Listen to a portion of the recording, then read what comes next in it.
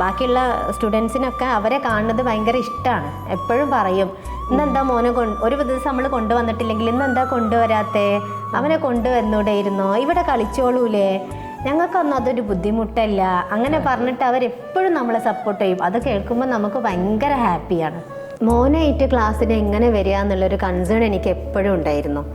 വീട്ടിലാക്കി പോന്നാൽ അത് എനിക്കും ഒരു ബുദ്ധിമുട്ട്, മോനക്കും ബുദ്ധിമുട്ട്, വീട്ടുകാർക്കും ഒരു ബുദ്ധിമുട്ടായിട്ട് ഫീൽ ചെയ്യൂലേ, അവൻ്റെ ഭക്ഷണം കൊടുക്കലും ഒക്കെ. അപ്പോൾ ഞാൻ പോണോടത്തേക്ക് തന്നെ അവനായിട്ട് പോയാൽ അതായിരുന്നു എൻ്റെ ഏറ്റവും വലിയ ഒരു കൺസേൺ.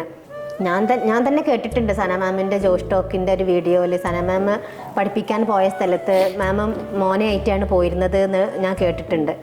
ആ ഒരു ധൈര്യത്തിലാണ് ഞാൻ മാമിന് മോനായിട്ട് ക്ലാസ്സിന് വരട്ടെ എന്ന് ചോദിച്ചത്. അങ്ങനെ മാം എനിക്ക് ഒന്ന് വന്ന് നോക്കുമോ, മോനെ ഇരിക്കുകയാണെങ്കിൽ നമുക്ക് കണ്ടിന്യൂ ചെയ്യാമെന്ന് പറഞ്ഞ് അങ്ങനെ ഞാൻ മോനായിട്ട് വന്ന് 1-2 ദിവസം എനിക്ക് വലിയ കുഴപ്പമില്ല എന്ന് തോന്നി. അങ്ങനെ ഞാൻ ഇതങ്ങോട്ട് കണ്ടിന്യൂ ചെയ്തു. കുട്ടികളെ കൊണ്ടുവരുന്നതാണ് ഇവർക്ക് ഇഷ്ടം.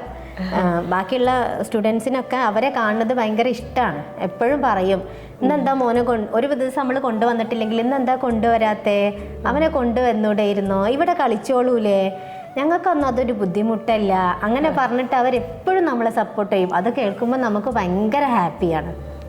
നമ്മളെ ക്ലാസ് എന്ന് പറഞ്ഞാൽ ഈസി കോഴ്സ് ആയതുകൊണ്ട് തന്നെ നമ്മളെ ക്ലാസ്സിൽ നിറയെ ടോയ്സ് ഉണ്ട്. അത് ആകെ വാരി വലിച്ചിട്ട് ഭയങ്കര കളിയായിരിക്കും അവർ. അപ്പം നമ്മളോട് മാം പറയും, ഇപ്പം അത് നന്നാക്കണ്ട, ലാസ്റ്റ് ക്ലാസ് കഴിഞ്ഞ് പോകുമ്പോൾ ക്ലിയർ ചെയ്താൽ മതി. അങ്ങനെ തന്നെയാണ് ഇനിയിപ്പോൾ നിങ്ങൾ പഠിപ്പിക്കാൻ പോണ ക്ലാസ്സിലും ഇങ്ങനെ തന്നെയാണ് സംഭവിക്കുക.